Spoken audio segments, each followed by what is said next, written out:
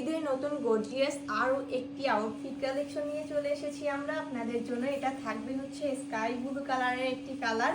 Wow, এত সুন্দর হয় থ্রি পিস, মাই গড, এত সুন্দর একটা কালার। এটার ভিতরে কিন্তু ইনার পার্টও থাকবে। এটার দেখুন, আমি আপনাদেরকে একটু ক্যারি করে দেখাই। এটা আউটফিটটির নাইস একটা কালার। এটা আপনারা যদি পরেন তাহলে একটা এলিগেন্ট একটা লুক দিবেন।